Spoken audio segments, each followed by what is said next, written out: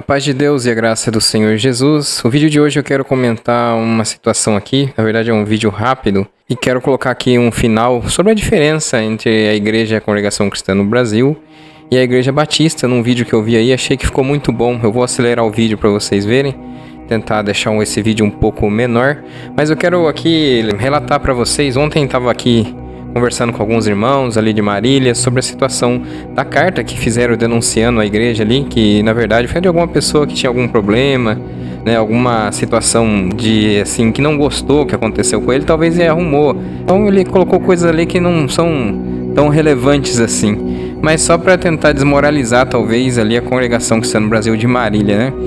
Porque ninguém estava sabendo de nada daquilo que estava acontecendo ali, ninguém do ministério, nada. Bom, mas aí eu achei interessante que o ancião ali, o atual ancião mais antigo, tinha uma situação de Marília, ter uma igreja ali ao seu lado, né, muito próxima ali, ela ali, que tocava músicas altas. Então você sabe como que é, às vezes tem igrejas que tem o seu momento ali de uso de bateria, de cantor, e a congregação do lado, aí chega um momento que uma igreja está em silêncio, né, talvez ouvindo uma explanação, uma pregação, um testemunho, e ali do outro lado tá tocando alto o som, bateria, ou sei lá, os barulhos da outra igreja, e uma indo interferindo na outra. Eu achei interessante relatar isso para vocês, porque o povo, de certa forma, fica incomodado. Alguns, aqueles mais conservadores, ou aqueles extremistas contra, né, fala essa seita, né, chama a outra de seita, e às vezes da congregação ficavam ali, alguns é perigoso até rogar praga, né, para outra igreja.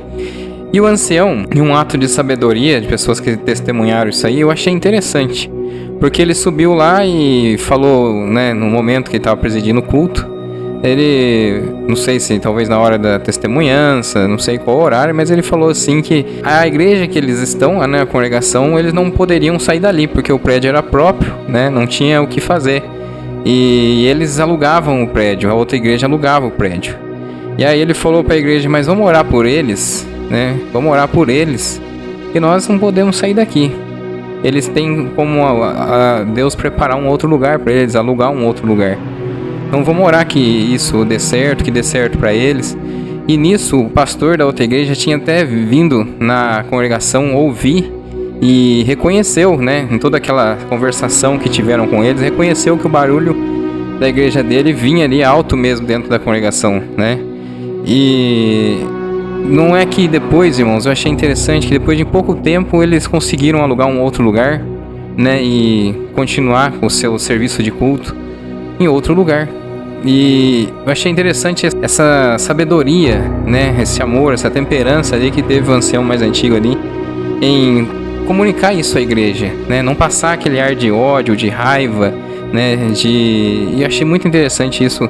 Aí eu queria compartilhar com vocês aqui. Bom, eu vou deixar aqui um vídeo que eu vi hoje aqui sobre a diferença entre a igreja batista e a congregação, porque foi um vídeo aí que é muito bem elaborado de um canal. Vou até deixar o link na descrição e mencionar ali, se possível. Aí vocês vão assistir aí. Paz e graça verdadeira no coração de todos. Espero que vocês se inscrevam nesse canal, deixe o seu like e comenta aí o que você vai achar desse vídeo aí. E pode deixar o comentário também sobre o que eu relatei aqui. Deus abençoe grandemente. Até o próximo vídeo. Mesmo tendo a Bíblia como norma e doutrinas fundamentais da fé cristã em comum, cada denominação desenvolve suas próprias características com o tempo. Por isso, neste vídeo, vamos falar sobre as principais diferenças entre as igrejas batistas e a congregação cristã no Brasil. Vamos começar pela mais antiga, a Igreja Batista, que tem sua origem na Inglaterra no início do século XVII. A figura central nesse movimento foi John Smith, um clérigo inglês que desempenhou um papel crucial na formação das doutrinas batistas. No início desse século, a Igreja da Inglaterra estava muito ligada ao Estado, e Smith, insatisfeito com essa relação e influenciado por ideias anabatistas, começou a questionar a validade do batismo infantil. Ele acreditava que o batismo deveria ser uma decisão consciente e voluntária, reservado a adultos que professam fé em Cristo. Então, em 1609, Smith liderou um grupo de dissidentes que buscavam liberdade religiosa na Holanda. Lá, ele organizou a primeira igreja batista conhecida, praticando o batismo de crentes por imersão, uma característica distintiva do movimento. Smith e seus seguidores buscavam uma comunidade de fé baseada na autonomia local da igreja, separada da interferência do Estado. Como você pode perceber, essas características estão bastante presentes na igreja batista até hoje. No Brasil, a história do movimento batista teve início no estado de São Paulo. Foi lá que, em 11 11 de setembro de 1871,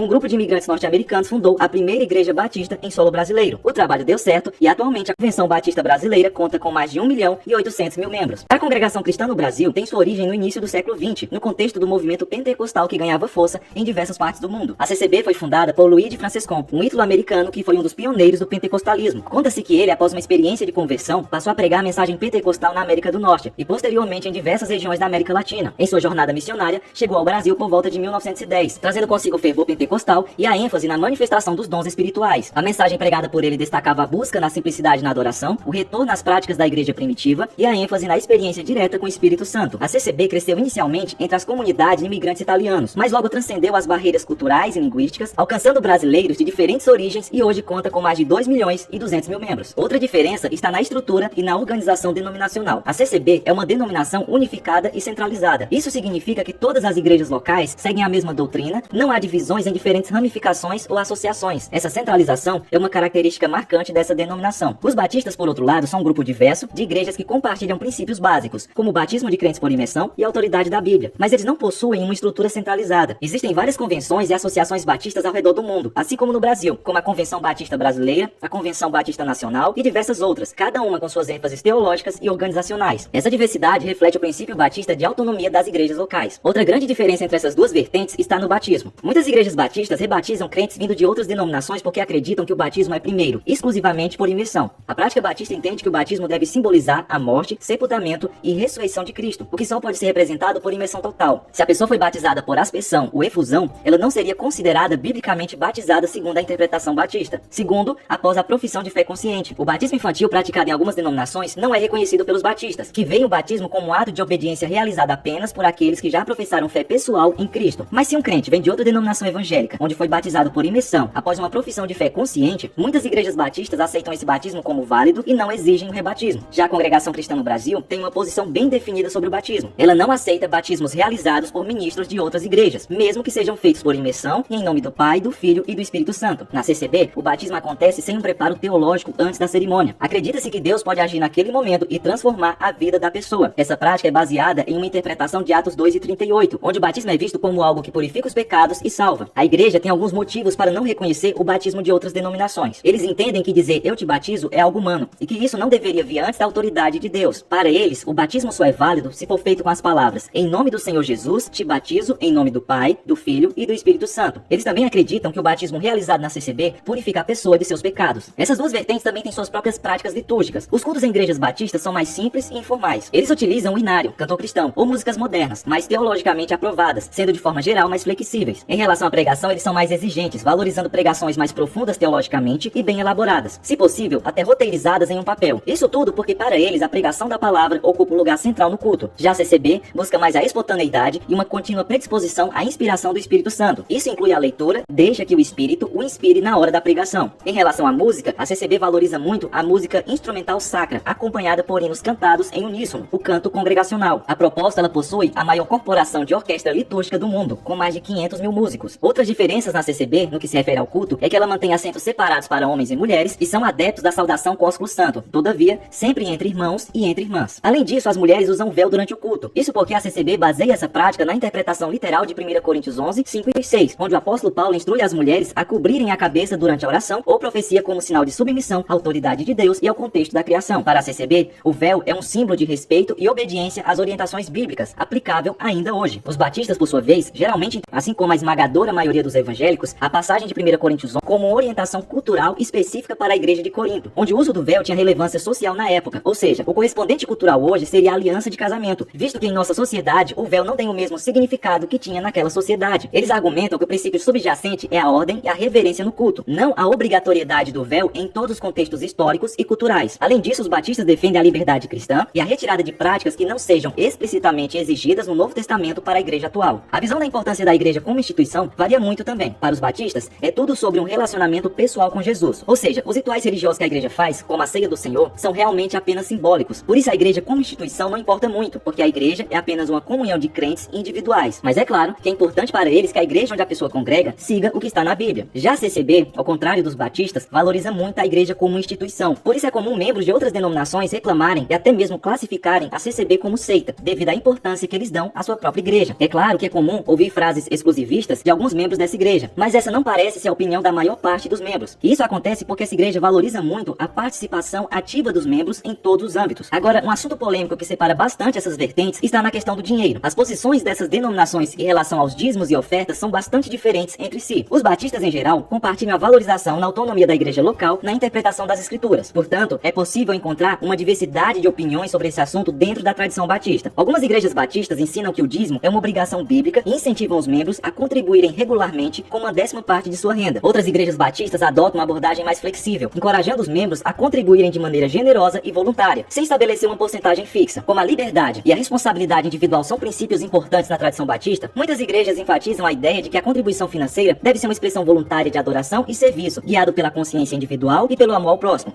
A CCB não pratica a arrecadação de dízimos. Em vez disso, ela defende o voluntarismo nas contribuições financeiras. Os membros da CCB são encorajados a contribuir de acordo com sua consciência e possibilidade, sem uma porcentagem fixa ou obrigação de entregar uma 10ª parte de sua renda. Nenhum dos que exercem cargos recebem salários, nem mesmo os ministrantes. Mas ao mesmo tempo, existe um importante trabalho de ajuda para famílias de membros que estejam em extrema dificuldade financeira. A renda para as necessidades da igreja é alcançada por coletas e ofertas voluntárias e anônimas, cujos valores devem ser aplicados integralmente em seus objetivos, observando-se fielmente suas finalidades, sem desvios. A saudação também é um ponto de grande diferenciação entre essa... Não estaria claro a que Senhor se destina essa saudação. Já quando se diz a paz de Deus, fica clara de quem vem a sua saudação. Os batistas podem responder que os membros da CCB tropeçam por falta de um conhecimento quase banal ao confundirem o termo Senhor, que é um título divino, proveniente do hebraico Shalom e do grego Kyrios, com o pronome de tratamento Senhor, da língua portuguesa. Os pronomes de tratamento são palavras que exprimem o distanciamento e a subordinação em que uma pessoa voluntariamente se põe em relação a outra, a fim de agradá-la e ensejar um bom relacionamento, não sendo este o caso da saudação à paz do Senhor. Agora eu quero saber a sua opinião. Com qual dessas duas denominações você mais se identifica ou concorda? Se você gostou desse vídeo, não esquece de fazer sua inscrição e deixar seu like.